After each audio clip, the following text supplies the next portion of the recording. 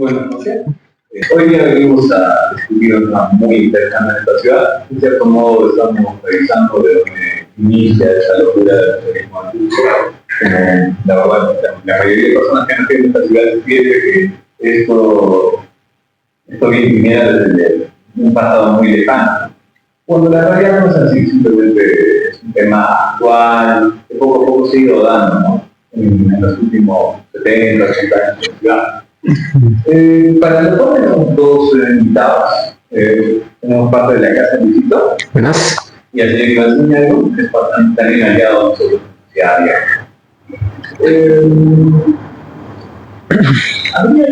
Para empezar, podríamos empezar con unos pequeños movimientos pequeños que hay a finales del siglo. Sí, para el siglo XIX hay que entender el Cusco que tenemos en esa época. El movimiento socialista, el movimiento de corte obrero es moderno, y la modernidad, aunque entra con algunos virreyes, y especialmente con esta idea del despotismo ilustrado, se da con fuerza en la República, en el siglo XIX. El Cusco que nosotros tenemos en el siglo XIX es una imagen casi apocalíptica. Pasamos de tener, a inicios de la República, 40.000 habitantes a casi 13.000. O sea, un desastre. Dentro de ese ambiente de una ciudad devastada por, ya sea guerras civiles, ya sea por la leva, ya sea por todos estos problemas, encontramos distintos autores, principalmente a finales del siglo XIX, que cuestionan este Cusco decadente, ¿no? Principalmente motivados por una idea de promover el positivismo y la secularización de la ciudad. En la literatura tenemos personajes como Clorinda Mato de Tormes, ¿no? Que tiene esta idea de positivismo, de un ataque hacia estas instituciones tradicionales. Otra representación de la literatura sería el Padre Orán, en donde tenemos esta idea de atacar a tres enemigos principales, no en la novela, pero sí en esa literatura y en este ambiente intelectual, que en ese momento fue el cura, por motivación de la secularización, el juez de paz, en oposición al gobierno centralizado, a la falla que resultó ser el gobierno durante todos estos tiempos y hasta ahora, y evidentemente el comerciante, ¿no? Como en el libro de Escotado, en los enemigos del comercio, empiezan a haber ciertos enemigos del comercio ya ahí. No son socialistas para nada, son personas que promueven el secularismo, y que de todas formas darían este abono para el futuro socialismo. El primer cusqueño que cita Marx sería Pío Benigno Mesa, el cual, entre muchas de las cosas, tuvo, por ejemplo, acusaciones de plagio, y apoyó distintos proyectos, uno, por ejemplo, de la metalurgia por parte de un sueco, para promover el Cusco, para mejorarlo. Es un personaje interesante, se ve interesado en el socialismo francés de mediados del siglo XIX, ¿no? De estos de Fourier, de los fanasterios, de este socialismo premarxista, que después daría luz a lo que conocemos como marxismo, ¿no? Por lo menos por influencia política hacia este señor alemán, ¿no? Okay. Ese es a finales de siglo. En 1909, más que nada, se da una reforma universitaria, igual con esos propósitos de secularización, de quitarnos esta tradición, ¿no? Esta forma, según ellos, represiva, ¿no? de la academia, y que sería inclusive predecesora de la que sería la reforma universitaria de Córdoba, con motivos similares. Ya sea por distintos eventos como lo son gobiernos militares o civiles con intereses opuestos. Algunos hay leyes que van dificultando procesos de reforma universitaria, y para 1920 se logra consolidar en el Perú, en general, en la San Marcos, en LUNSAC, como dije, es la que intenta ser una predecesora de estos eventos, y para esos momentos hay un rector, el Yes, que si mal no me acuerdo es el nombre, que parece que le toca estar en estos cambios. Ya para este momento, recordemos, a finales de siglo están los sindicatos, ¿no? En Lima, los anarquistas que promueven las 8 horas, por ejemplo en el muelle de Lima, cosas como la CAU, sindicatos cristianos, sindicatos de toda índole, principalmente prudonianos, cercanos a las ideas de Jean-Pierre, de Proudhon, ¿no? Que son mutualistas, no necesariamente marxistas. El principal exponente ya también del anarquismo peruano sabemos que es González Prada, y en base a él, Aya de la Torre crea, en base a su nombre, crea esta idea de universidades populares. En 1924 empieza a haber este movimiento estudiantil de izquierda, en donde llega Aya de la Torre con la FEP, la Federación de Estudiantes del Perú, y promueve la creación de universidades populares. Y aquí en el Cusco hubo algunas en barrios obreros, que se les decía, ¿no? Eso es algo interesante también para ver que el nacimiento de la izquierda se da en ese momento, unido a otros movimientos. Tenemos igual en el siglo XIX, esta idea del indianismo, esta idea de recuperar el valor del indígena, lo vemos en González Prada, y lo vemos en instituciones como la Sociedad Amiga del Indio, y que después lo vemos también en personajes como Barcárcel, que hablaba, si mal no me acuerdo, de un Lenin andino. Eso es algo curioso. No me acuerdo si era Barcárcel o si era otro, pero hay cierta conexión entre esta idea de identitarismo y la izquierda local. Claro, pero todas las ideas siempre llegan de afuera, ¿no? Sí. Y creo que, bueno, el señor Iván me comentaba sobre cómo inicia eso desde fuera. Bueno, yo pienso que no se puede hablar del socialismo antes del socialismo. O sea, es una tendencia muy común decir que había socialismo en época incaica, es como pensar que Zeus era católico, ¿no? O sea, eso es imposible. Entonces, el socialismo parte, por supuesto, de las ideas de Marx, pero se ejecutan cuando los alemanes, durante la Primera Guerra Mundial, mandan a Lenin a Rusia para que detenga la guerra, para evitar que el ejército ruso venza a Bismarck en la Primera Guerra Mundial. El objeto de Lenin era generar esta revuelta social y generar esta revolución eterna, ¿no? Entonces, en 1917 es la Revolución Rusa, y es en ese momento donde se crea la idea de socialismo como tal. Ahí aparece el Partido Socialista en Rusia. 1917 esto se va a expandir en Europa, va a empezar a viajar a Italia, va a viajar a España, de todos los lugares, y por supuesto va a llegar a Perú, y va a llegar al continente americano, y va a llegar sobre todo a la zona de Argentina, a la zona de Uruguay, que son los que empiezan a reeditar los libros que publica Stalin, Lenin, Marx, qué sé yo, los traducen del ruso y los empiezan a publicar. Hay varias editoras argentinas, sobre todo, que empiezan a publicar esto, y estos libros empiezan a viajar hacia esta zona. Entonces son los intelectuales de ese periodo, de 1920, 1925, 1930, que empiezan a agarrar la idea del socialismo como tal.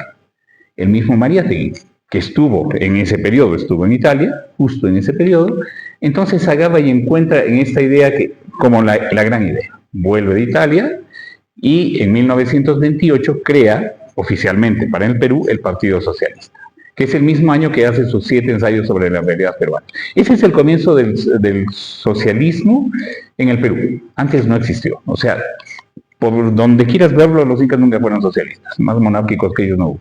No, entonces, no es posible hacer esas comparaciones. El socialismo aparece ahí, y el socialismo aparece en un momento en el que, como lo muestran los textos que envían y se traducen, termina siendo acogedor, porque lo que se busca es la igualdad.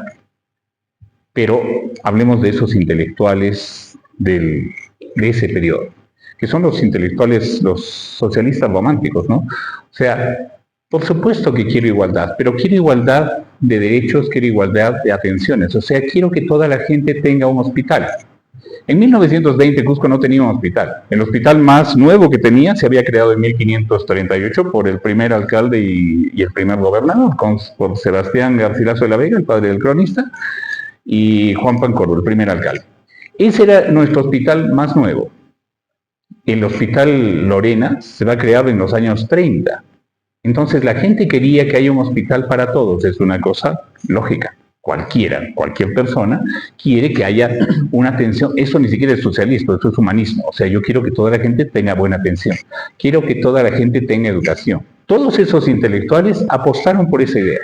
pero nunca ninguno de esos intelectuales dijo, ay, queremos igualdad y queremos que todos piensen como yo. Ahí sí los intelectuales, ellos eran intelectuales y los demás eran el pueblo. ¿No? Y ese es un aspecto importante de entender. La igualdad en el concepto del primer socialismo en el Cusco es el concepto, ¿sabes qué? Igualdad de servicios, igualdad de atenciones, igualdad de todo para todos. Pero igualdad de gente, no. Hay gente que está abajo y hay gente que está arriba, y eso lo mantuvieron así. Es más, los pensadores, la mayoría de pensadores de esa época, todos eran de un nivel con una formación cultural, con un nivel medio alto, no era gente de un nivel pobre, no, venían de una clase social acomodada. Ese es el comienzo del socialismo. Y por supuesto, entonces uno dice, ya, y entonces, ¿a dónde voy? ¿A dónde quiero llegar? Porque, ya, ¿y por qué es tan lindo el socialismo? La gente, normalmente cuando hablas de socialismo o comunismo, dices, bueno, ya, y entonces se hace la igualdad y ya veremos. Eso no es cierto. En el sistema comunista ellos tienen una meta. O sea, la meta, el final del comunismo es cuando todo el mundo es igual, todo el mundo tiene las mismas condiciones, todos son absolutamente iguales y, sorpresa, hay un nivel de producción. Hay alguien que trabaja para todos esos que son iguales. Y eso ya no es comunismo. O sea, lo que pasa es que en el sistema original, esto es casi como si lo compararas con el paraíso. El concepto ese, yo alguna vez lo he explicado, el concepto del paraíso es idéntico al concepto final del comunismo. El paraíso de Dios, para hacer la analogía para que entienda bien la gente, el paraíso de Dios, nadie trabaja, ni las abejas. O sea, las abejas no trabajan en el paraíso de Dios, las abejas les ponen el polen. ¿Por qué es el paraíso de Dios? El paraíso de Dios es perfecto. El paraíso de Dios, toda la gente va y recolecta la comida, vive bien, vive en paz, todo es en paz, a cambio de una cosa, del conocimiento. Cuando la serpiente le entrega el conocimiento a Eva y Adán, son expulsados del paraíso. El socialismo es exactamente lo mismo. Van a vivir felices, todos van a vivir iguales, todos van a estar aquí, pero nadie tiene derecho a saber más. Todos saben hasta donde yo quiero que sepan. Claro, el problema es que en el paraíso Dios hace así y tienes comida. En el socialismo, el dictador, porque normalmente los socialismos están manejados por dictadores, los comunismos están manejados por... El dictador hace así y no te aparece ni una papa. No puede hacer eso. Entonces necesita que se produzca esto. ¿De dónde lo va a producir? Necesita alguien que produzca. Y Mariátegui, ese es el tema que viene, Mariátegui resuelve ese tema de una manera muy sencilla. Es el texto de Mariátegui, los 7 ensayos de 1928. Dice, el campesino, para lo único para lo que está preparado, ni siquiera lo llama campesino, dice el indio, para lo único para lo que está preparado es para trabajar la tierra. Ese es su elemento productor. Y automáticamente con eso genera una diferencia. Está el dictador, están los ángeles, que es el ejército, están los intelectuales, que son los que escriben para que estén bien con los dos lados, y está el pueblo. Y ese rango existe en cualquier país comunista del mundo. Existen esos 4 niveles.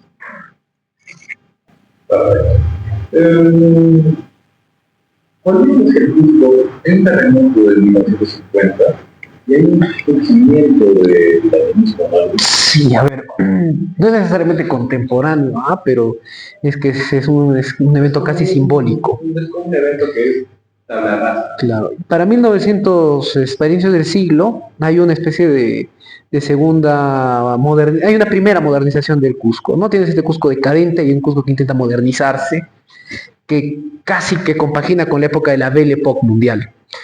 Para cuando llega el terremoto, todo colapsa, Cusco seguía viéndose como decadente, ¿no? Y ya también estos reyes filósofos a lo Platón, ¿no? Que justamente eran de clase media alta, que iba a la UNSAC, que en 1927 hace una huelga, ya están creciditos, ya están militando en algún partido, ya sea la izquierda herbívora del APRA, o ya sea el marxismo-leninismo del Partido Comunista, ¿no? Que recordamos que en ese momento ya el Partido Comunista cambia de nombre. Es más, Mariátegui se pelea con la Internacional en un momento, bueno, con el representante de la Internacional en Argentina. Hay discusiones, no diría que sea una pelea, pero hay rifirrafes. Y aquí ya para esa época el marxismo-leninismo ya está estandarizado, ya está la idea, ya es seguir la tercera, bueno, en ese momento ahí deja de haber ya la tercera internacional en los años 50, pero sí es seguir a Moscú o seguir a una de las distintas corrientes rupturistas del marxismo-leninismo, ya sea Tito, ya sea Enver Hoxha, ya sea Ceausescu en Rumanía, o Mao, y ya empiezan a unirlo con estas ideas de reconstrucción del Cusco. Recordemos de que el Cusco que tenemos para 1950 sigue siendo el mismo que describe en la literatura Arguedas en Ríos Profundos. Sigue siendo ese Cusco de los borrachos que orían en la calle. No como ahora, pero de una forma un poco más trágica, diríamos, ¿no? Y esa idea de revitalizar el Cusco es promovida por este sector que diríamos populista, ¿no? Tanto apristas, tanto comunistas, tanto acción populistas, tienen esta visión de dejar atrás aquella triste ciudad que era la cuna de tanta tragedia y tener una especie de nueva ciudad, ¿no? Y ya sea mediante la revolución, o ya sea mediante el reformismo o mediante la alcaldía, ¿no? Buscaban, esa es la visión que se llega a tener, porque el Cusco, la última tragedia del Cusco es un terremoto que destroza las ciudades, las casas que tienen hacinamiento familiar, ¿no?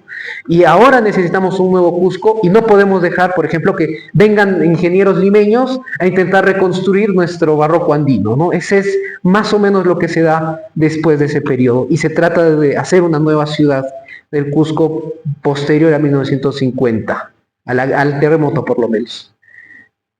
También cabe indicar, creo que me decías que había llegado cierto personaje a la USAC. Sí. Bueno, este es más relacionado posterior a la década del 80. Uno de los estudiantes de la UNSAC, que un poco se suele hablar, por lo menos en medios que hablan de temas políticos, es Efraín Morote. Efraín Morote es el padre de Osman Morote. Si no lo conocen, fue líder del Sendero Rojo, que es la escisión de Sendero Luminoso, y fue uno de los más fieles seguidores de Abimael Guzmán hasta 1993. Efraín Morote, el padre, estudió en la UNSAC. Y ya se notaba que había un ambiente de izquierda por lo que se llega por lo que llegamos a ver en sus estudios, ¿no? Efraín Morote es un personaje curioso, llega a hacer trabajos en la selva junto a Mario Vargas Llosa, en la época en donde él estaba en el grupo Cahuide, ¿no? En su época roja, ¿no? En el marxismo de esa época.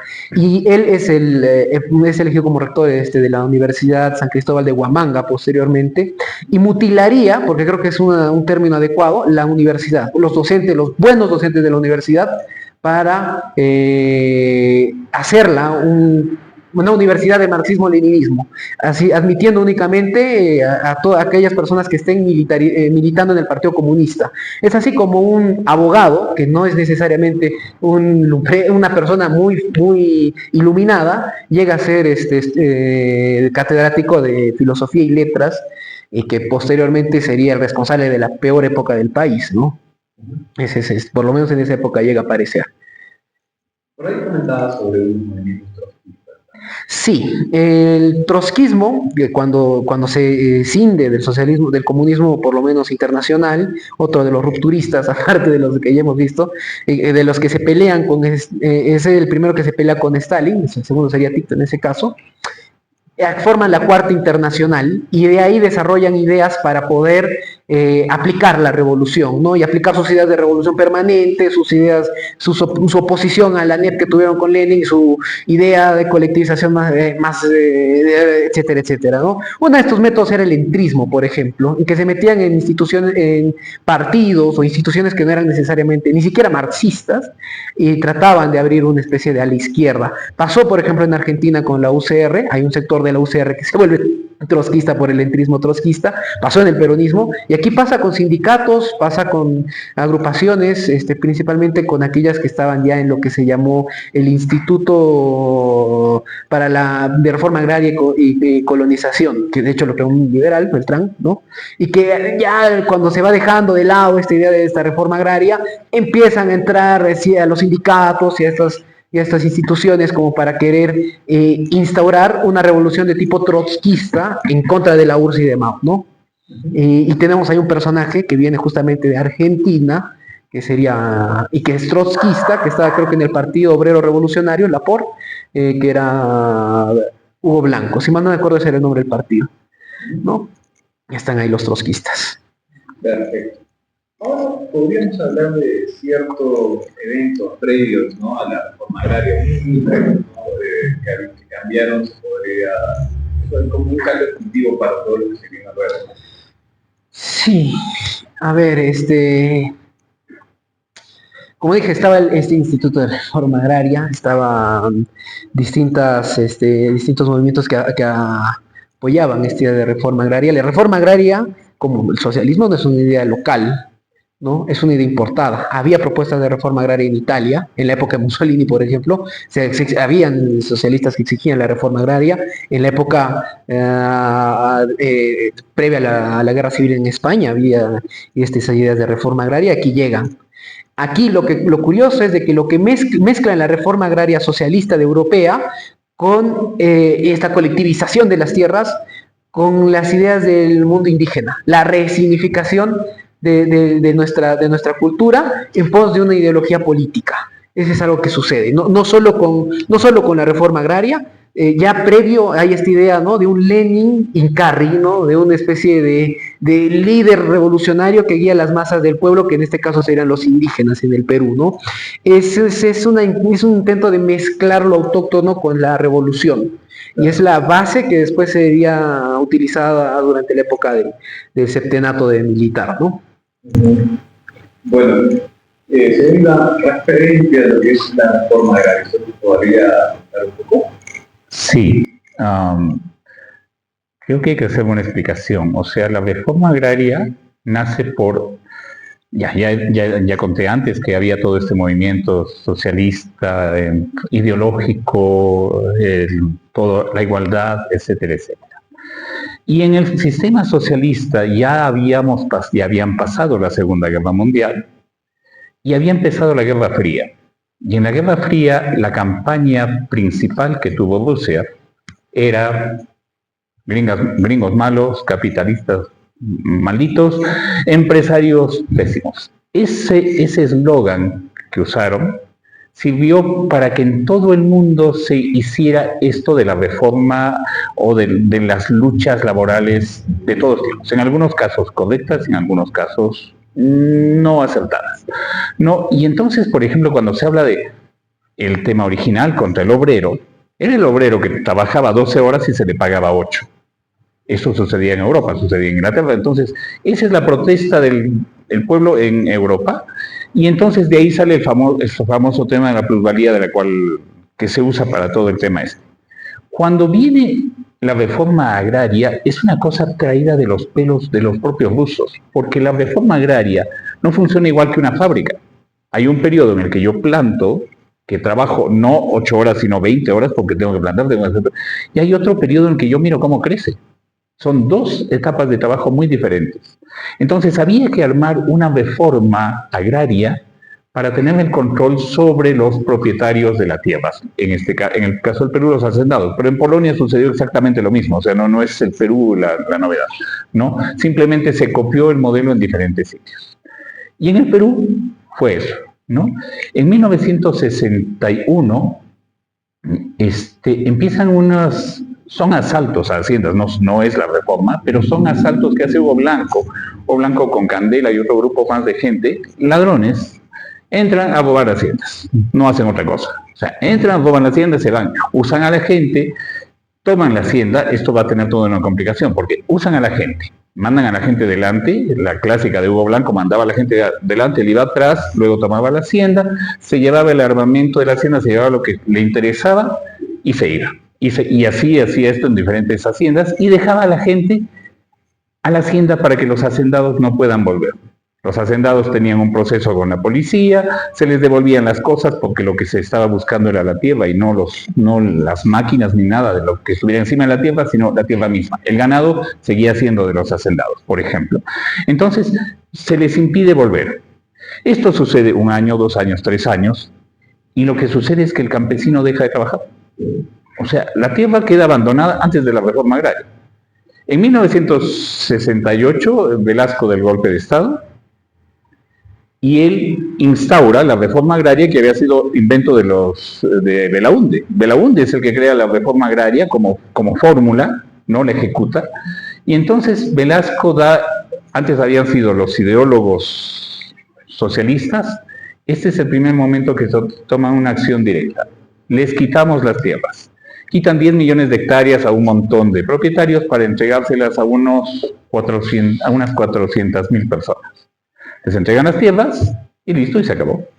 Pues, pero es que no es así, o sea, porque ahí empieza el gran problema.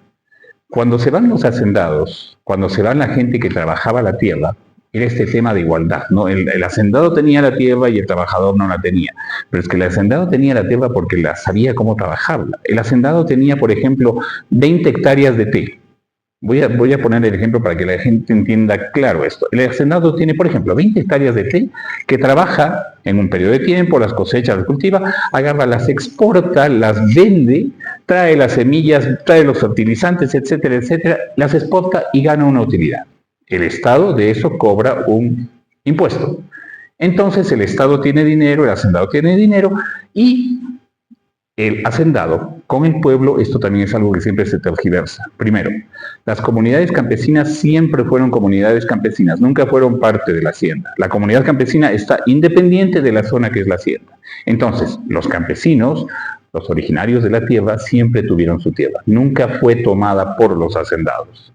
A ese campesino, a ese originario de la tierra, el hacendado le entrega unos arriendos, se llamaban arrendíes, le entrega un topo de tierra que el campesino puede trabajar, además de la tierra que tiene, le entrega esta tierra y el hacendado, a cambio de eso, le pide que un día a la semana vaya a trabajar las tierras del hacendado. Ese era el sistema en la hacienda que yo conozco. Puede variar en diferentes haciendas, puede ser de repente 2 días, de repente, en fin, eso ya depende del tipo de trato que haya habido con el grupo que trabajara. A veces se traía a los campesinos desde otros sitios porque no había campesinos para trabajar determinadas tierras. Entonces necesitó a los campesinos de 7 cerros más allá porque los de 2 cerros más aquí no están.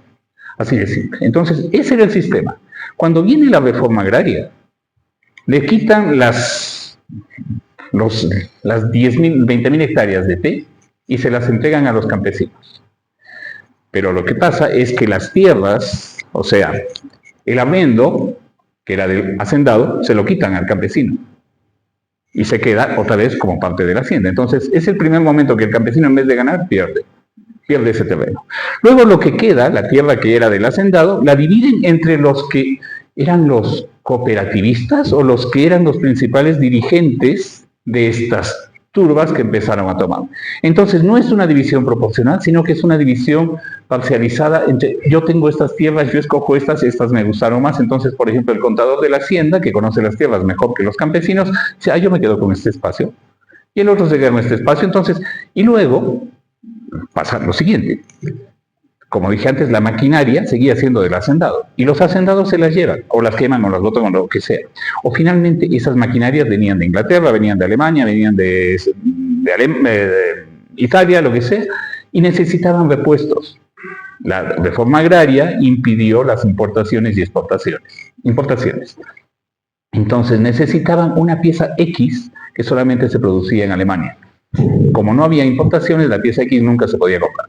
La maquinaria queda olvidada y se oxida hasta el día de hoy. Algunas haciendas todavía tienen esa maquinaria oxidada, otras ya no tienen absolutamente nada. Y entonces toda la producción de té, las 20 hectáreas de té, primero, los campesinos ya no la producen porque nadie les paga. Antes el hacendado pagaba los impuestos, pagaba los fertilizantes, pagaba las semillas, pagaba todo. Ahora no había quien les pague. Y además el hacendado pagaba un dinero al Estado para que el Estado tenga dinero. Lo que le pasa al Estado es que ya no recibe impuestos, porque ya no tiene quien cobrarlos. Entonces ya no tiene cómo comprar las semillas, no tiene cómo atender al campesino y no tiene cómo resolver el problema principal. ¿Qué pasa con la tierra? En 2 años está abandonada. Todas las tierras que tomaron en, no sé, un año, en todas las tomas diferentes, las que hizo la reforma, en 3 años ya no servían, ya dejaron de producir porque no tenían primero los sistemas de producción, no sabían cómo exportar sus productos. Si producían, empezaron a producir papa. ¿Y quién les va a comprar? Pues el del otro lado, pero es que el del otro lado también produce papa. Entonces necesitamos producción de maíz. No tenían para nada el mecanismo que les permitía hacer lo que hacían los hacendados. Ahora, aclaración, esos hacendados son los mismos caciques que vienen del periodo virreinal, porque hacendados no eran europeos. Los hacendados eran caciques, la mayoría eran aquí, eran cholos, y vienen del mismo periodo incaico. El cacique inca se vuelve cacique virreinal y el cacique virreinal se vuelve hacendado. Es en la misma persona. Si ustedes buscan los apellidos de los hacendados, van a encontrar muy pocos con apellido extranjero, muchos con apellido español, que es producto del mestizaje, y entonces esto empieza a convertirse en un fracaso total una tras otra cosa. Pero esto que va a suceder es que el campesino, en vez de tener apoyo, va a quedar en peor situación a la que tenía antes. Y ese va a ser el caldo de cultivo para lo que va a venir después. Claro. Bueno, también para añadir con el tema de Velasco, ¿no? O sea, el problema de la tierra acá en el Perú, ¿no? Por lo menos el problema moderno es constantemente que el Estado se ha metido, efectivamente, desde Bolívar, por lo menos con el Estado moderno de República, es que se mete y hace algo. Generalmente muchos de estos, de la caricatura que tenemos muchos hacendados, que muchas veces eran alcaldes en la mayoría de casos, que de forma deliberada utilizaban su autoridad para tener un poder casi absoluto sobre un territorio. Los apellidos no se mudaban en las alcaldías, ¿no? Y cosas por el estilo sucedían más que nada por la garra presente del Estado, ¿no? La garra visible. Este problema de la tierra, que ya llega acá en la época de Velasco, no se soluciona. La propiedad no se la dan a los campesinos. A día de hoy tenemos un problema justamente tenemos un problema con titulaciones justamente por eso. Las cooperativas, como menciona acá el señor Ciñaigo, se comportaron igual o peor de déspotas que muchos de estos alcaldes varas, ¿no? Alcaldes absolutistas que se creían casi monarcas. Y yo no lo digo, quien lo dice es Luis Tamayo Herrera, un historiador cusqueño que no necesariamente va a ser catalogado de ultraderecha o de anarcoliberal, ¿no? Y él menciona de que varias personas se quejaban de que estos dirigentes son tan iguales como el Gamonal, ¿no? O peor. Y la caída de la producción es absoluta. La descapitalización ha sido también, no es anecdótico, es algo que lo que sucede cuando aplica uno el socialismo. Lo mismo sucede en la Unión Soviética cuando se da su reforma agraria, lo mismo sucede en China cuando se da la reforma agraria. Cae la producción y los bienes de capital terminan siendo destruidos o consumidos, ya sea porque puedes tener por una vaca, podemos considerarlo un bien de capital, y eran consumidos antes de dársela al Soviet, porque el Soviet no te iba a dar leche, ¿no? Y de la mala reforma agraria, o mejor dicho, de la mala actuación del Estado, se extrae una especie de idea de que ha sido un balance positivo, de que ya no hay este abuso, y es completamente mentira.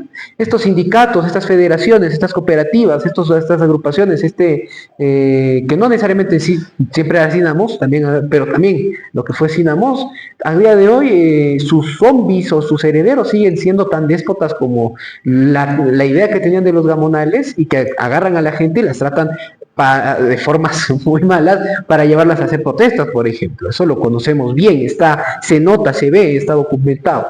Y muchas veces se dice, es un balance positivo la reforma agraria, porque el rico ya no volverá a comer de tu pobreza, campesino. Bueno, yo digo, Velasco comió de la pobreza de las generaciones siguientes a los campesinos que le siguieron a estas personas. El desastre de la reforma agraria recae en cómo limitó el crecimiento económico de estas personas y las dejó en la pobreza no por 5 años, no por 10 años, sino hasta ahora. La reforma agraria destruyó la capacidad de estas personas de tener una vida que muchos socialistas dicen que buscan en su lucha por la igualdad. El socialismo las dejó en este punto. Y como dije, sí, quizás el rico ya no come de la pobreza del campesino, pero Velasco comió de la pobreza de las generaciones actuales. al destrozar la producción del país en todo sentido. ¿Hay otro proyecto de reforma agraria que lo hace Pedro Beltrán? Sí, ¿Cuál sería el diferente? claro, el Instituto de Reforma Agraria y Colonización, llegan a haber problemas, no me acuerdo si son 16 o son 17 o 14 las haciendas y abonales que se inscriben para hacer la reforma agraria, llegan a haber problemas porque, por ejemplo, algunos hacendados buscaban que se les pagase por hacer la reforma agraria y que en realidad lo que buscaban era más bien hacer un tránsito de una propiedad, de una gran propiedad, una propiedad parcelizada un poco más leve, con el tema de Beltrán, y por eso se van rindiendo. No sería mala idea, porque si es que hubiéramos mantenido la capacidad productiva y si hubiéramos estado abiertos al mundo con el comercio, hubiéramos tenido la capacidad por la maravilla de la revolución verde, de que con menos tierra podemos producir más. La parcelización que hace Velasco y posteriormente la nacionalización de la economía nos atrasa y no nos permite generar más comida con menos tierra, todo lo opuesto. Como está parcelizado, deja de haber comida y la gente se desespera por el hambre y se tiene que ir a mudar a grandes ciudades. Eso tiene que ver también, o sea, este plan de satanización del empresario, ¿no? Que hasta ahora existe. O sea, si tú tienes una empresa, eres malo. En cambio, y si tienes trabajadores también, y tu pobre trabajador, o sea, finalmente tú tienes una empresa, haces un contrato, pues haces una propuesta de contrato y si la aceptan bien y si no la aceptan, pues no contratas con él y contratas con otro.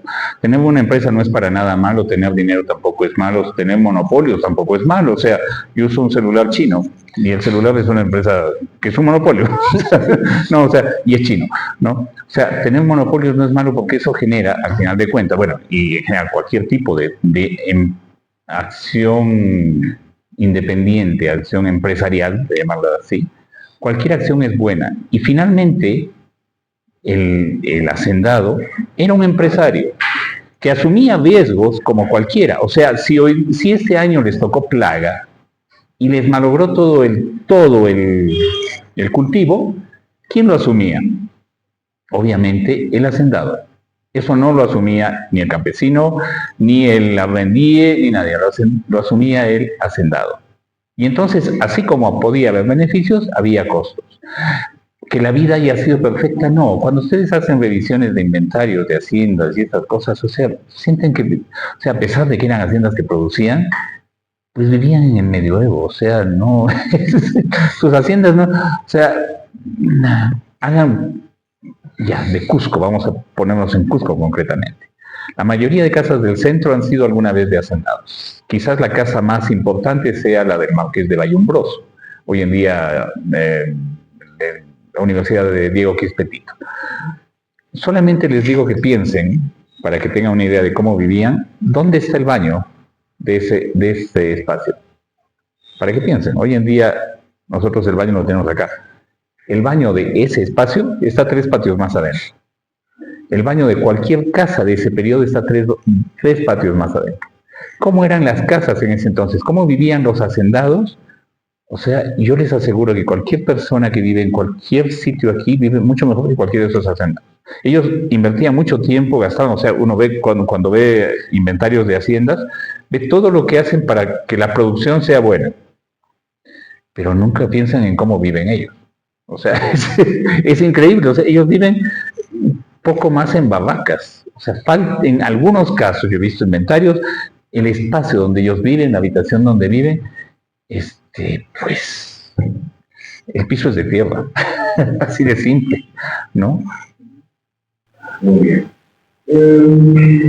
¿Me podrías hablar un poquito más del Sinamo? Sinamo, sí, la idea de la descentralización en el Perú es lo que probablemente es lo que compra el corazón de muchas personas cuando hablamos de esta organización que en esencia era el partido, ¿no?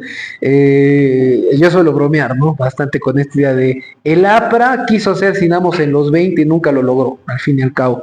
Bueno, y un Sinamos civil, digamos. Esa es la idea que tenían de este frente amplio. Y lo que Sinamos llegó a hacer en sí es eso, ser algo amplio que lograba agarrar a distintas agrupaciones sociales con el fin de descentralizar el Perú, se solía decir eso. Y fue el instrumento político de la dictadura en aquel momento, ¿no? Recordemos que fue una dictadura, ¿no? Se mataron a 70 personas en Huanta, no fue un gobierno tranquilo. Sin embargo, no necesariamente era la encargada en sí completamente de la reforma agraria, sino que muchas veces eran cooperativas y sindicatos locales. Y generalmente estaba más relacionado, si andamos, con el aspecto político de movilización.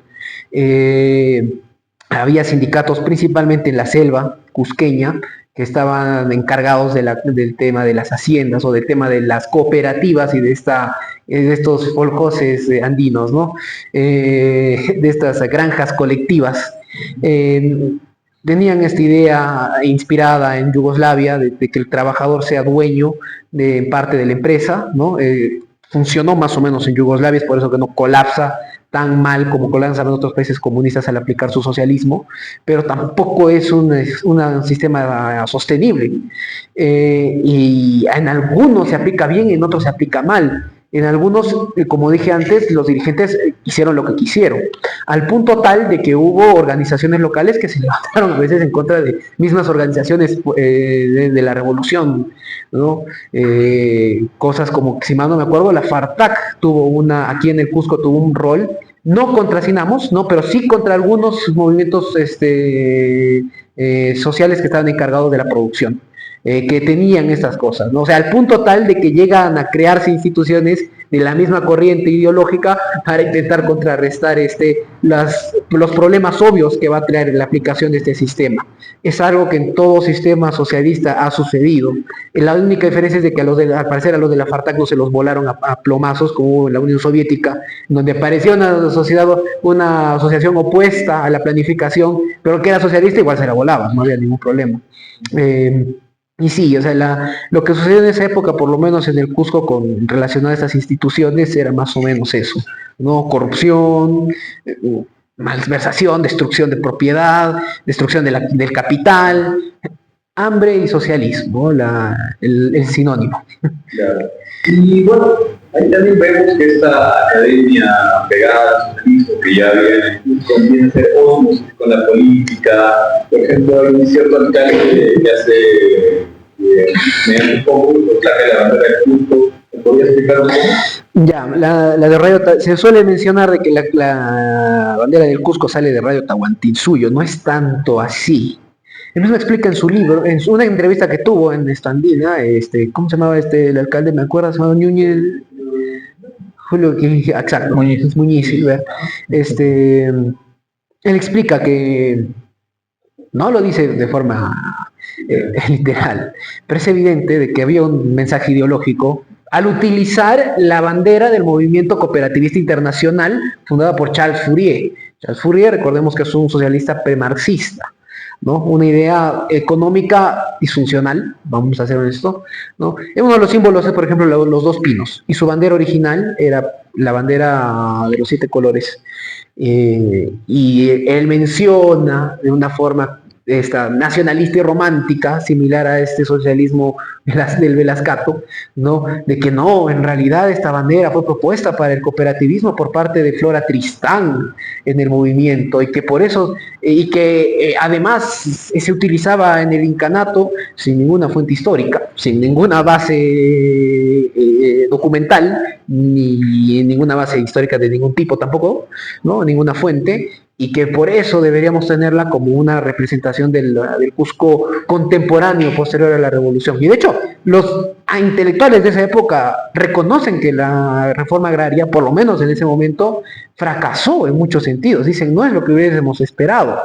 Pero es que esta no fue verdadera reforma agraria, ¿no? La misma idea de esto no fue verdadero socialismo. Y por eso fracasó, ¿no? Debieron haber sido más colectivistas, más socialistas, nada de darle propiedad a la gente. Eso es de burgués, ¿no? Por lo menos los más rojos que tenían esa idea.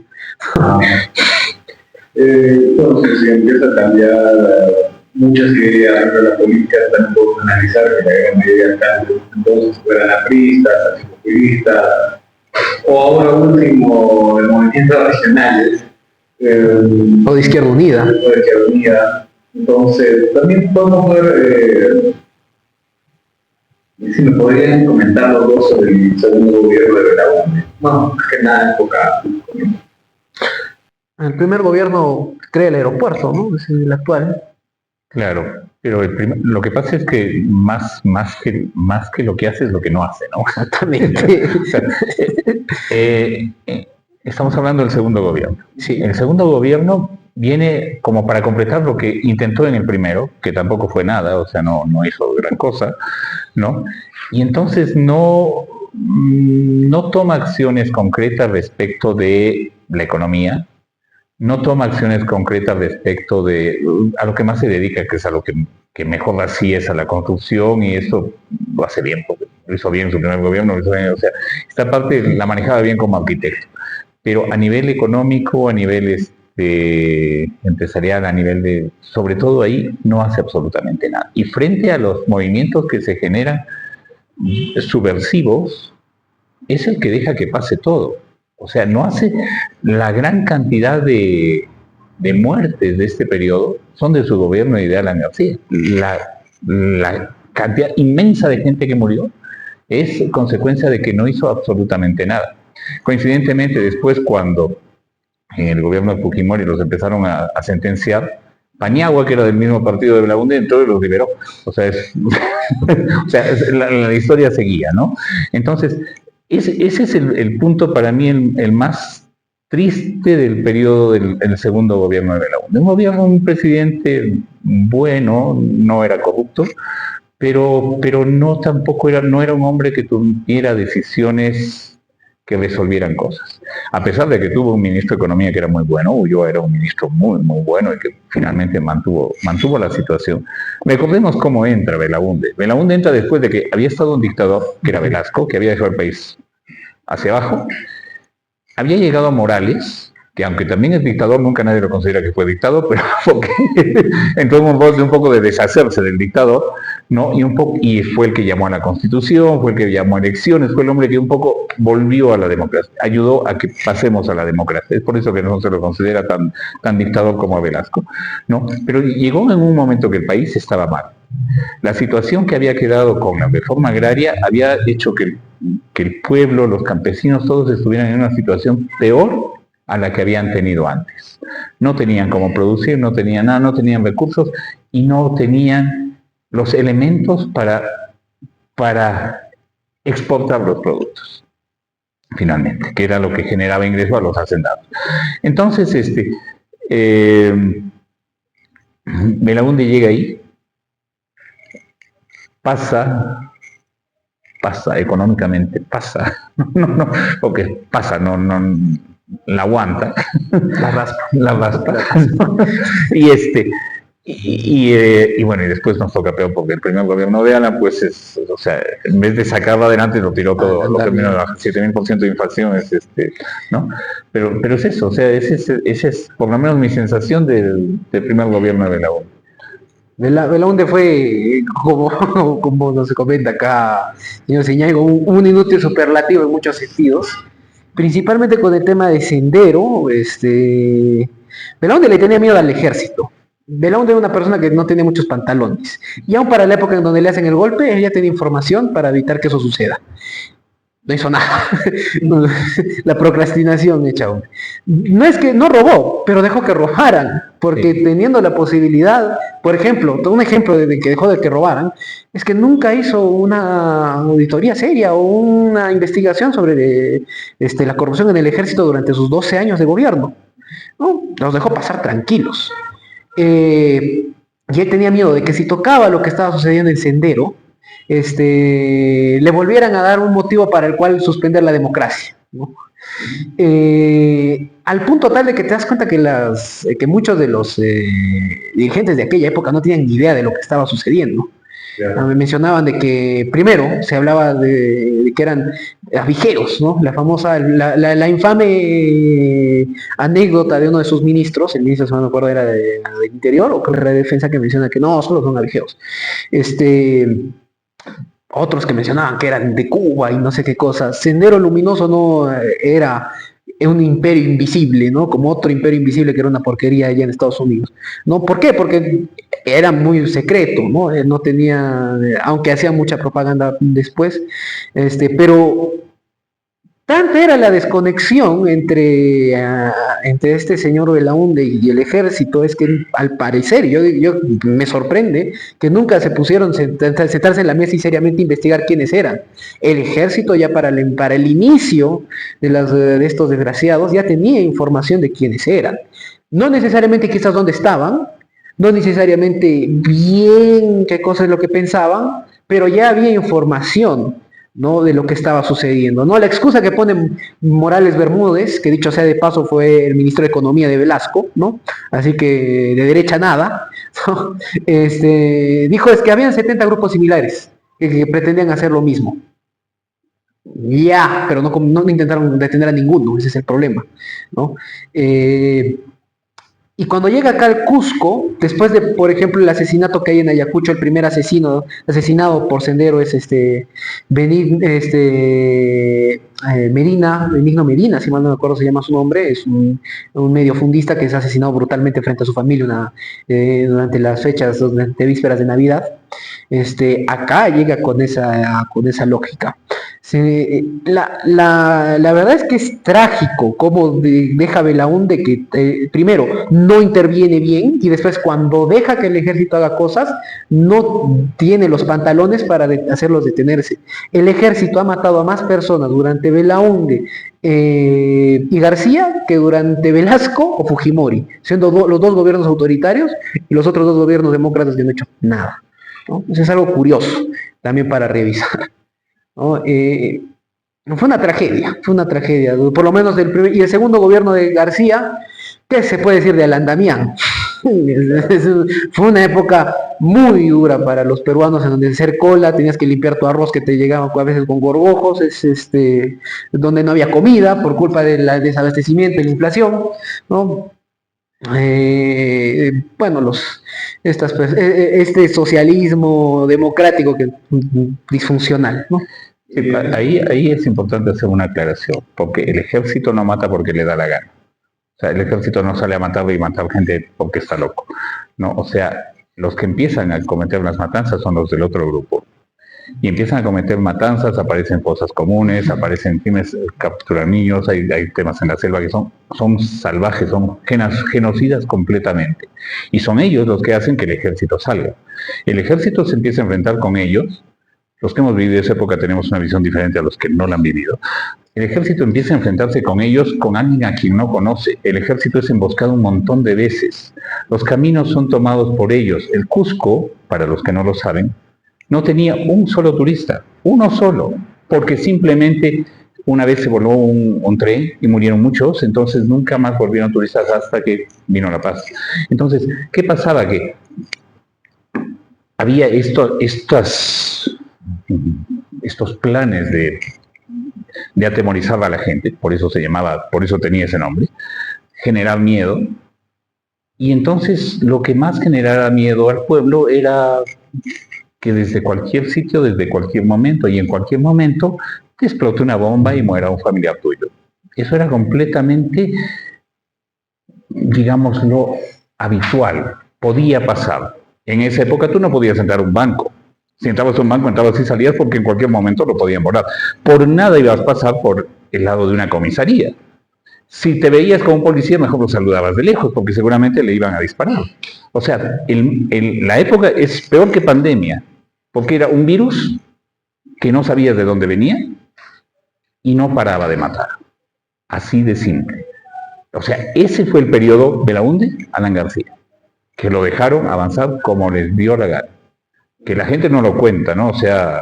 Y las peores víctimas, especialmente de estos, han sido los más pobres. Los grandes miles de personas que mueren, eliminadas por ellos, son de ese periodo. Y Belaúnde no hace nada, Alan no hace nada, sus ejércitos se quedan amén, viendo, ¿no? O sea, y les matan a la gente del ejército, matan ciudadanos, matan civiles, matan niños, matan a todo el mundo. Esa es la realidad. Perfecto. Bueno, en esa etapa ideologizada del Cusco, ¿no? Cusco llega a finales de los 80 de Estrada. Finales, no sé. ¿Tienen alguna...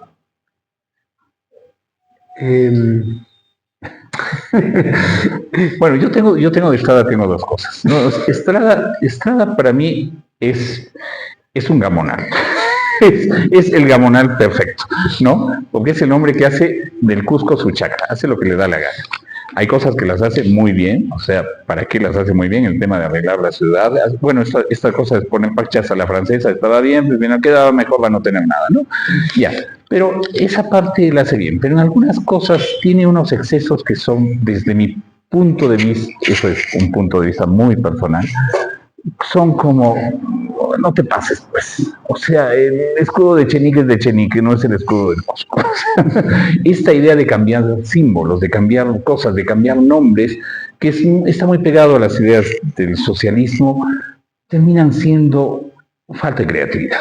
O sea, yo soy compositor. Realmente cuando uno copia las cosas del otro 20.000 veces, gran cosa creativa no ha hecho. Es falta de creatividad. Porque ha podido hacer cosas mejores haciendo lo mismo. O sea, si quería un escudo para el Cusco, pues podría haber creado un escudo para el Cusco, ¿no? O sea, si quería cambiar, es como se les ocurrió que querían cambiar la bandera, porque era la bandera de los gays y no sé cuántos, o cambiar las fechas del Día del Cusco. O sea, por ejemplo, el Día del Cusco, Fundación Española, es marzo, ¿no? El 23 de marzo. Esa es la Fundación Española. Después viene, no cambia nada, viene, si nos ponemos a pensar que los incas celebraban el solsticio, eso sería 21 de junio.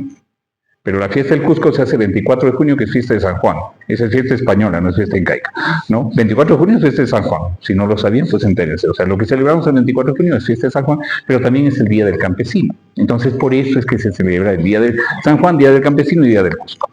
Ya, y entonces se empieza a hacer estas cosas de querer cambiar cosas que a mí no, en mi gusto, es como cuando se le ocurrió a O'Malley hacerle el himno nacional en quechua. O sea, ¿por qué no cantamos el himno francés en alemán? ¿No? O sea, son estupideces. Bueno, es que hasta dos cosas que tienen todas las personas liberalizadas, ¿no? Para tratar de crear un relato, cuando la vida de la cultura es mucho más complicada, o sea, a veces no se va a pegar a tu relato.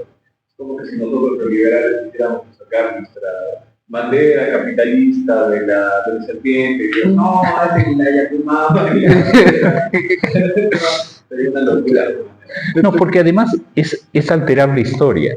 O sea, no, cuando se funda la ciudad de Cusco por los españoles llegan, ayudados por los incas, aclaración, llegan ayudados por los incas y llegan al Cusco, en fiesta, no llegan en guerra, no se pelean con nadie. Los incas los traen desde Cajamarca después de haber vencido a su enemigo terrible que era Atahualpa.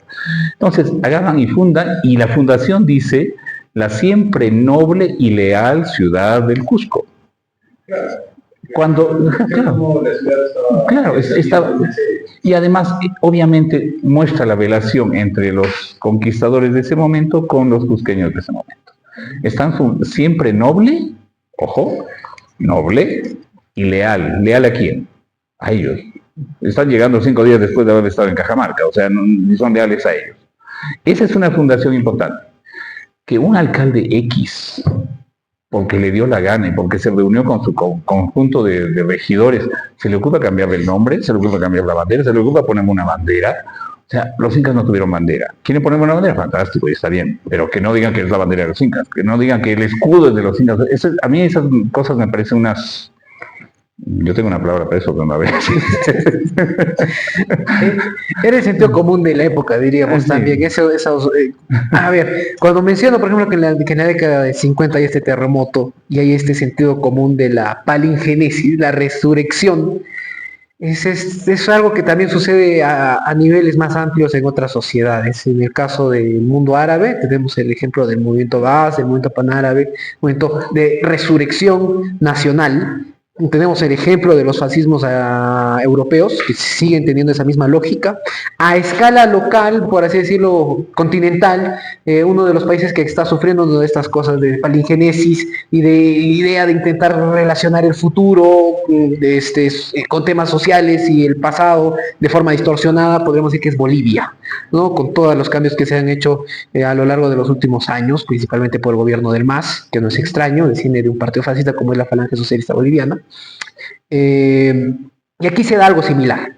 Quieren dejar atrás el Cusco decadente, el Cusco destrozado, el Cusco del terremoto, el Cusco de los borrachos que orinan en la calle, el Cusco de ríos profundos, y quieren hacer un Cusco nuevo, un Cusco incaico y futurista al mismo tiempo, y es ahí en donde se materializa, en la década más o menos finales de 70, 80, 90, en donde materializan este ideal de la regeneración regional, ponle, ¿no? O regeneración local del Cusco. Es muy similar a los movimientos fascistas, por lo menos en ese sentido. En otros no, evidentemente, no tienen paramilitares, ¿no? Pero similar en ese aspecto. Pero obviamente, por ejemplo, no se metían con los ambulantes que había a Pedro, todo lo que es el ejército. Y eso ya sucede, creo, con Valencia, ¿no? Sí, en los 90 creo que es que sucede más. Claro, es Valencia el que ordena la ciudad. Ajá. O sea, finalmente él es el que da, porque la ciudad era un caos. O sea, yo en mi época, me acuerdo en mi época, San Pedro era peligroso. Hoy día voy a San Pedro a cualquier hora, ¿no? O sea, yo me acuerdo de niño, mi papá me decía, nunca por los nunca entres a procuradores. Y ahora es una calle que si bien movilidad todavía, pero no es movilidad peligrosa, como lo era en el pasado. Movilidad peligrosa. Más, hasta de 3 estrellas en procuradores. ¿Quién hubiera pensado que en 1992, 30 años luego, procuradores ya tienen 93 estrellas? O sea, era algo, era una fumada, que si tuvieran son pequeños en 1992, 1995. Y el procurador iba a hacer una calle súper comercial, era algo imposible, que había tomado algo. Bueno, eso sería todo por hoy. Ha sido una muy buena conversación. Bueno, buenas noches. Primero que nada, felicitar las actividades que se están haciendo. Es muy interesante e incluso poder escuchar parte de la historia de nuestra hermosa querida Yacta. Y bueno, seguir avanzando en ello. Y algunas apreciaciones, preguntas. Y quería empezar, ¿no? Pero primero, por el hecho de quizá esta parte de la independencia, ¿no? La independencia es un escenario que es traumático, ¿no? Por lo que vemos, porque cada vez que más se va estudiando, realmente se ve que este parteaguas que existe desde la época virreinal a la República nos deja un proceso inconcluso incluso de varios temas sociales. Hay un Estado que se separa de la sociedad, ¿no? Pero sobre todo hay una pregunta que quería hacer, ¿no?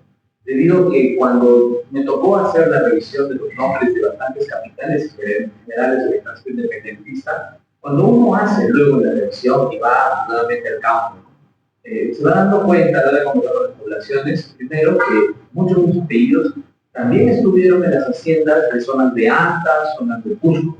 Entonces, ¿qué porcentaje? Y esa es una pregunta seria porque en un momento el señor Iván manifestó, ¿no?, que todos eran descendientes de los curacas. Pero ahí podría notarse, porque en el aspecto de guerra, muchos de los curacas y el ejército realista estaba compuesto de indígenas. Es lógico, y según la lectura que llegamos a tener, que en los primeros años Bolívar empieza a tener una acción represiva, porque son los vencidos. Se les quitan los territorios, se asesina a muchos de ellos porque eran los enemigos, y sus territorios se reparten dentro del ejército patriota. La pregunta es, ¿qué porcentaje de ese escenario sería, que han sido dados al ejército independentista y cuáles sí vendrían de esta tradición de curacas, que podría decirse de cierta legitimidad tradicional del proceso incaico y virreinal? Puesto que saber este porcentaje nos ayudaría a redimensionar, ¿no?, y ver adecuadamente el proceso que también se ha dado con Velasco. En muchos, la crítica económica es inevitable, ¿no?, es inevitable. Sin embargo, dentro del aspecto social también se ve una especie de aumento de la autoestima nacional entre aquellos que, si bien estaban pobres, de alguna manera se sentían más iguales y dan todo un inicio a una revolución social que existe en el país y que en gran medida, en muchos sectores, se ve también, o bueno, se planteaba el discurso de que era el final de este inicio fatídico que representa la República en gran medida. Esta gran derrota que representa el ejército realista ante el independentista y que termina con la muerte y desaparición incluso de una élite inca, y es en ese momento también la enajenación o alienación del Estado, que tiene leyes en español, tiene una estructura educativa en español, todo en español y absolutamente nada en quechua ni en idiomas indígenas, que genera una exclusión prácticamente a las grandes mayorías de la población, que se ve, por lo tanto, una reivindicación y los símbolos que usa Velasco. Esa sería la primera. La segunda está en relación a Daniel Estrada. Sabemos que Daniel Estrada, dentro quizá de los peores aciertos que ha tenido y que ha sido celebrado en su momento por el Cusco, ha sido oponerse al mejor contrato de gas que llegó a tener la región del Cusco. Evaluamos luego los impactos que este tiene y en primera medida podríamos ver que son esos 20 años el promedio, por decirlo así, de atraso que tendría toda la ciudad del Cusco, puesto que 20 años atrás hubiera venido todos esos billones que hoy disfruta de la ciudad y que ha gastado dentro de su desarrollo urbanístico. ¿Qué impactos creen para poder dimensionar, ¿no?, que podrían hacer quizá como ejemplos de lo que ha sido quizá el peor desacierto de Daniel Estrada Pérez? Y una última pregunta, ¿cuáles creen que deban ser los símbolos más adecuados quizá a la hora de ya ver que hay símbolos que han sido construidos por ese socialismo y que por lo tanto la identidad que hoy tiene el cusqueño no es sino una identidad ficticia creada para instrumentalizar a la región de forma política, para quitar ese periodo histórico y pasar a una nueva etapa de la historia, ¿no?, aprovechando los 200 años de que el 9 de enero pues se estaría dando la proclamación de la independencia en el Cusco, después de que el ejército realista, ¿no?, con el virrey La Serna en la batalla de Ayacucho se declara derrotado, las noticias van demorando en llegar, y en el Cusco se da ese momento histórico, ¿no?, siendo que estamos todavía en el mes que se celebran 200 años de que, como se dijo, ¿no?, como también dijo, ¿no?, la ciudad noble y fiel cumplió dicha palabra, a pesar de que España había traicionado en ese momento, por decirlo así, porque nunca mandó apoyo, ¿no?, desde la península para el ejército realista. Y bueno, a pesar de que el Cusco declara su independencia, los ejércitos indígenas siguen todavía la resistencia en Puno, en Cusco y en otras zonas, ¿no?, siendo que, con curiosidades de la vida, los indígenas, o bueno, la parte más indígena del país, era la más fiel de España, siendo los criollos, o bien, la parte que quería más romper con ellos. Y dados esos 200 años, ¿qué símbolos podríamos recoger? De alguna manera, a buscar esta reconciliación necesaria con nuestra historia, que es muy traumática por partes, pero que, creo yo, requiere de alguna acción hacer para pasar la página, darnos un inicio nuevo que nos permita ya no tener cambios. Yo contesto la primera, que tiene que ver con un tema histórico importante. Además, ha dado pie a un tema interesante. O sea, las tierras, época incaica, eran de los pueblos y los curacas. El sistema era el curaca, como hasta ahora, las comunidades campesinas, alguien que tiene el control, la tierra no es de nadie, es del pueblo. Entonces, tú no puedes venderle esa tierra, es la tierra que se decide qué se va a hacer. Es diferente a lo que les pasa cuando tienen arriendos, que sí son sus tierras, ¿no? Entonces, eso es lo primero. Y en ese momento, ya sea el cacique y los incas, pues son los dueños de la tierra. Cuando viene el virreinato, esos caciques siguen siendo dueños de la tierra, no han cambiado, porque los españoles, primero, que no llegan en serie, no llegan en masa, no llegan en un plan de colonización como llegaron los ingleses a Estados Unidos, sino que llegan en plan de querían oro y querían irse. No hay ningún español, por supuesto algunos viven y mueren aquí, pero la mayoría vienen y se van. Entonces no hay un plan de colonizar, de quedarse aquí. Por supuesto, mientras están, tienen familia, tienen hijos, se aparentan, etc. Y entonces los que van quedando son los descendientes de ellos, pero queda el apellido, pero ya no son ellos. O sea, queda el apellido. O sea, Pancorbo, un apellido antiquísimo. El primer alcalde del Cusco fue Pancorbo. Se fue después de tener 2 hijos y nunca más volvió. Sus hijos durante 400 años fueron más cusqueños que la papa, ¿no? Y eso sucedía con todos. O sea, los apellidos de los españoles que fueron quedando, se quedaron con la gente que era del Cusco. O sea, ese español se casó con una ñusta, ¿no? Y el otro se casó con alguien. Entonces el mestizaje empezó a quedar con los apellidos de la gente que llegaba. Pero era el apellido. La esencia era cusqueña. O sea, ¿quiénes son originarios de Cusco? Pues todos ellos, ¿no? O sea, así como hay originarios de Paruro, los originarios de Cusco son ellos. Cuando viene la independencia, esa es la parte interesante, la Serna estaba en Lima. Y la Serna, su opción fue ir ¿a dónde? A la siempre noble y leal ciudad del Cusco.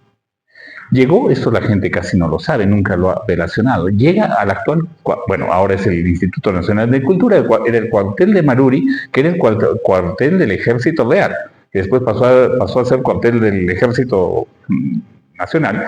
Llega aquí, y aquí forma un ejército de cusqueños, puneños y ayacuchanos. ¿Qué cosas son? Son los dueños de la tierra. ¿Qué cosa van a hacer? Enfrentarse al gobierno de libertarios que viene de Colombia, Venezuela, Chile, Argentina, etc. Todos estos que llegaron de fuera. ¿Qué cosa hace? Va y se enfrenta con este ejército de gente que no sabía pelear, o sea, valgan verdades, o sea, en ese momento todos eran dueños de la tierra, caciques, van a ser los siguientes hacendados. Ellos van a pelear por el ejército real contra los independizadores. ¿Para qué? Económicamente, para proteger sus tierras. Los libertarios llegan en un momento en el que Europa estaba con Napoleón. Napoleón había tomado España y en España estaba gobernando Pepe Botella, el hermano de Napoleón. Se decía Pepe Botella porque se dedicaba al trago, ¿no? Entonces ese era el nombre que tenía el hermano de Napoleón. Entonces, obviamente España no los iba a apoyar porque España no tenía rey. La razón por la que viene la independencia es porque el rey desaparece. Entonces se querían liberar de este rey francés. Eso es lo que sucede en el continente. O sea, aprovechan que Napoleón es el rey. ¿Saben qué? Nosotros no queremos un rey francés, queremos un rey español, independencia. Es 1810, es justamente todo el periodo de Napoleón. Entonces, por eso es que no los apoyan, por eso es que España no los apoya, que les pase lo que sea. Pelean, ganan los independizadores y por supuesto toman las tierras. Lo primero que hacen es desaparecen los alferazgos, entonces todos los descendientes incas les quitan todas sus tierras. Los generales, los militares, como bien lo has dicho, son los que toman las tierras. O sea, el mariscal Gamarra se vuelve dueño de todo el Cusco. O sea, toda la ciudad era de él. Y era un mariscal que estuvo en el gobierno, en el ejército real y después se pasó al ejército libertario. Y muchísimos tomaron las tierras que les habían quitado a los incas. Eso es historia, esa es la cruda realidad. Entonces esos incas, esa gente que era dueña de la tierra, sigue con las revueltas contra la independencia. O sea, a mí me parece absurdo cada vez que celebramos el bicentenario de la independencia. O sea, ¿quién está celebrando qué?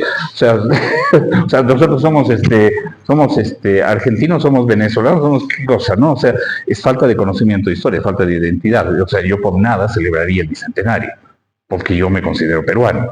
Pero bueno, en fin, es cosa de cada uno, ¿no? Entonces viene este periodo, y queda así durante toda la República. Entonces, cuando viene la reforma agraria, nos van a devolver la tierra. ¿A quién? A esos que les habían quitado. Por supuesto, ya no son exactamente esos, pero esos que pelearon contra el ejército independizador, terminan volviendo a la tierra que les habían quitado. Entonces es por eso que la reforma termina siendo agradable. Y no es la reforma contra los españoles, es la reforma contra los argentinos, contra los chilenos, contra los colombianos y contra todos ellos. Pero que la gente nunca lo ha conectado ahí. O sea, esa tierra alguna vez fue de aquellos a los que se la devolvieron. Y eso sucedió en el incanato y en el virreinato. La independencia es un periodo en el que les quitan esas tierras para entregárselas a los argentinos, a los otros, los que ya mencioné, y entonces se las devuelve. Entonces, maravilla, la reforma es buena, porque les están devolviendo la tierra. Ahora, el hacendado finalmente era el que controlaba la tierra, que también era dueño de la tierra, porque, en fin, en muchos casos no era el dueño de la tierra. Durante los casi 200 años antes de esto, los hacendados compran, venden tierras, o sea, hay empresas que vienen de Inglaterra y compran tierras, y ya se vuelve un negocio de tierra, ya la tierra no es de nadie, ¿no? Entonces, algunas tierras conservan sus dueños, siguen sus dueños de toda la vida, y otras ya no, porque se compran y se venden. O sea, Paulo, al comienzo de la conquista, pide que sus dineros, los que tenían, se usen para comprar sus haciendas. Estoy hablando de 1536. Comiencito. O sea, Paulo es el primer hacendado oficial. El Inca. El primer Inca es el primer hacendado oficial porque es el primero. Hay un documento escrito por él, lo pueden buscar, está en internet, no lo estoy inventando yo. Lean el documento y él dice que quiere que sus dineros se usen para comprar haciendas. No está pidiendo que compren terreno, no está pidiendo que compren fincas, no, está pidiendo haciendas. El término es de 1536. Entonces les están devolviendo. Y es por eso la sensación de nos están devolviendo la tierra. El hacendado pierde la tierra en un momento en que tiene 10 años de pelea porque la tierra funcione. Estos movimientos anteriores a la reforma han generado que las tierras no tengan un buen funcionamiento, los campesinos no trabajan como debían trabajar, y entonces Velasco les ofrece, ¿saben qué? Se van y les pago una miseria, pero les pago. Y los hacendados se lo creen, nos van a pagar, y dejan las tierras. Pero claro, después nunca les pagaron, pero y eso es otra historia, ¿no? Esa es la primera pregunta. Claro. Sí. No, además, complementándolo, oye, con la reforma no se los volvió a entregar a los legítimos dueños, se los entregó al vivo que estaba dentro del sindicato. Claro. Ese es el que se le entregó, al vivo que estaba en la federación, o al vivo que estaba en la cooperativa. Él fue el verdadero dueño que se benefició de una reforma del Estado, ¿no? El mismo Estado te quita algo y después se lo da a otra persona 100 años después. Claro. Ese caso. Pero también les ha funcionado. Les ha funcionado, sí, les ha funcionado. El nacionalismo funciona bien, ¿no? Eso es algo que se debe criticar en algún momento quizás lo toquemos, pero esta idea de que todos somos representados de alguna u otra manera, mira mi bandera, mi himno, es por el mismo motivo por el cual el quechua empezó a perder fuerza en el Perú, porque la república, con esta lógica de Estado-nación, bueno, el peruano tiene que hablar una lengua, ¿no? El español supongo será, ¿no? Y fomentaban esta idea que también los franceses la tienen. Los franceses la aplican con la sangre, diciendo de que los bretones no podían hablar su lengua, tenían que hablar francés, ¿no? La reacción habla vasco, ¿no? Esa misma lógica se extiende en todos los lugares en donde donde nace este problema, para mí problema, del Estado-nación, ¿no? Y aquí se da.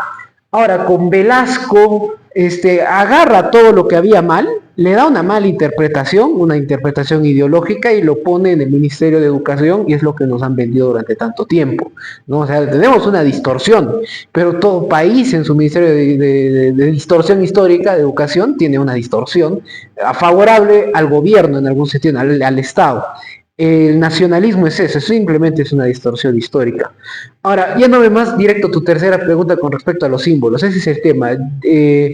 Un símbolo identitario no creo que sea algo bueno, necesariamente. Sí, yo sí siento que tengo conexión con mi familia, con mi comunidad, con mi ciudad, con la gente de mi alrededor, pero es algo propio, es algo privado, exacto, del individuo.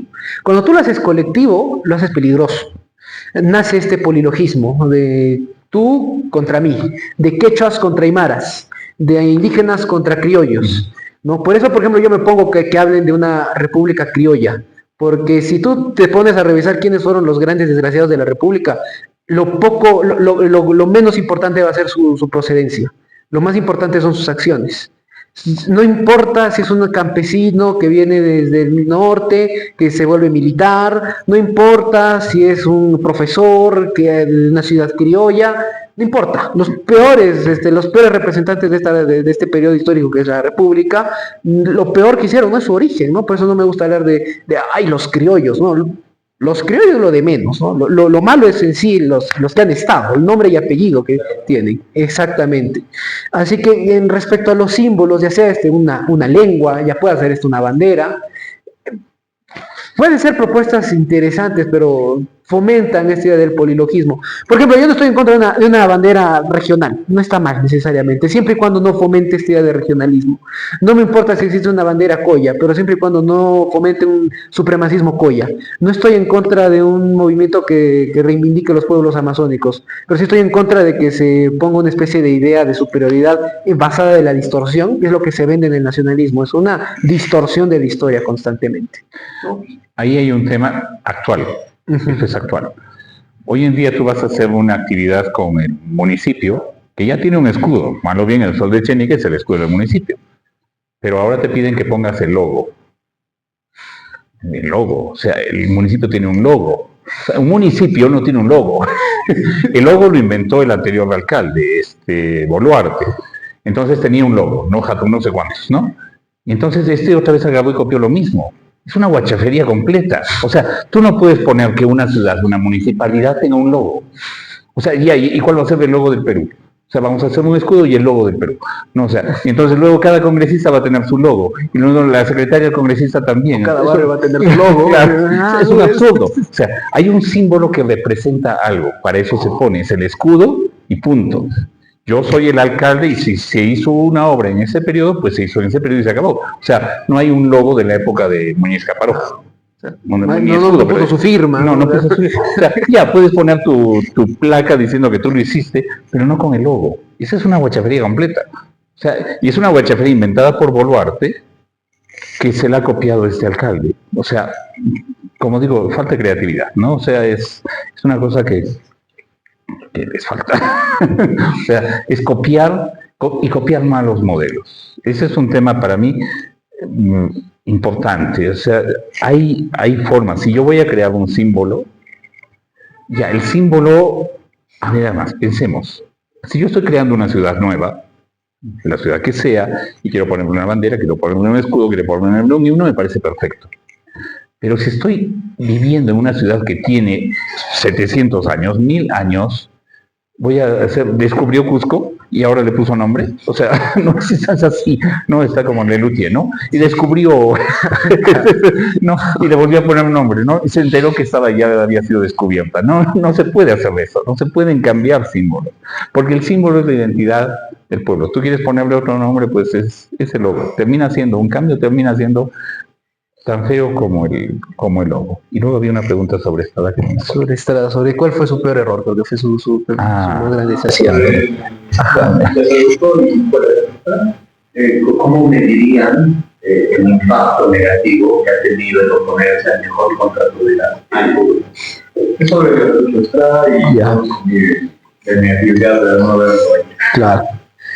Yo voy a ser honesto, no soy muy técnico, no sé qué es lo que proponían necesariamente a nivel técnico, no sé si beneficiaba o no, tampoco estoy en aquel momento. Sin embargo, si es que al parecer hay un consenso de que hay algún problema, por algo debió haber sido.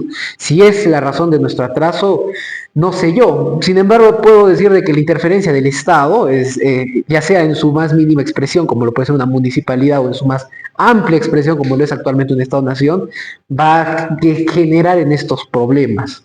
Quizás para reflexionar es de que el problema de que un empresario se equivoque con su empresa va a ser casi personal. Quizás se vaya a extralimitar a sus empleados.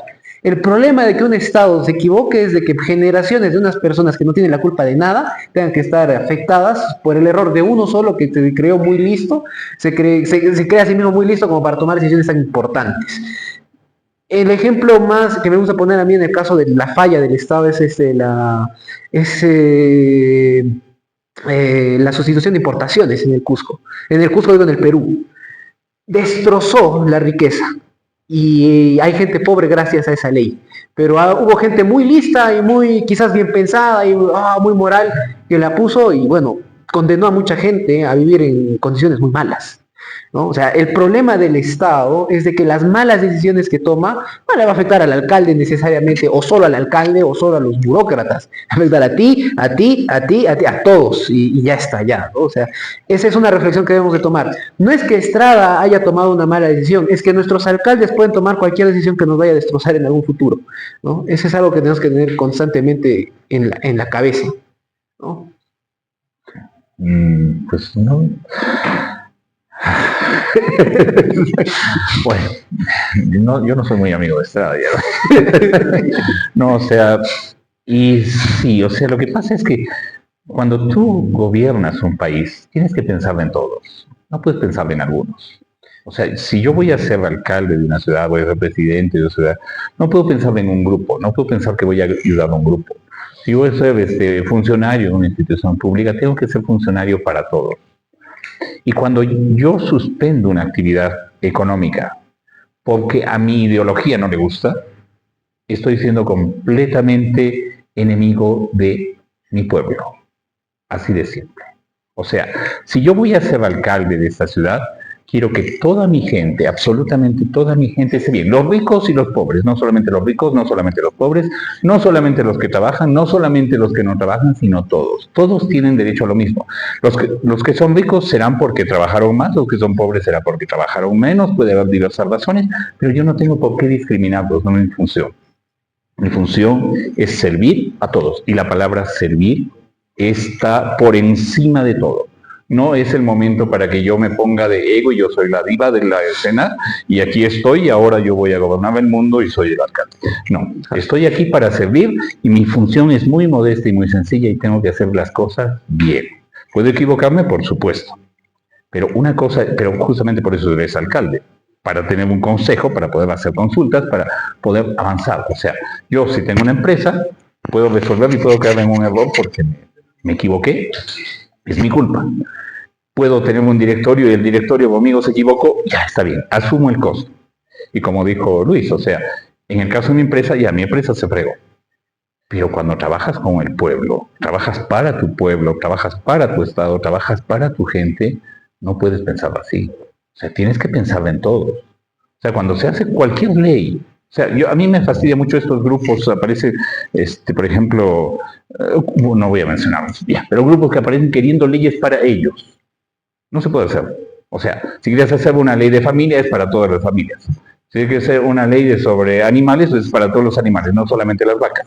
No, o sea, es para todos los animales. O sea, cuando se trabaja en un estado, o sea, el mayor problema que tenemos en nuestro país es que tenemos un montón de leyes. Tenemos un montón de congresistas y hacen leyes estúpidas. Son un montón de leyes que no sirven de nada, porque el momento que hay que ejecutarlas, no se ejecuta ninguna. O sea, te dan una sanción por cometer un delito. Pero eso es lo que dice la ley. Pero hasta que la sanción sucede pueden pasar 20 años. O sea, ya me voy a meter en un terreno más fangoso. Ahí lo dejamos. Sería todo por hoy. Una interesante conversación. Quiero un voto a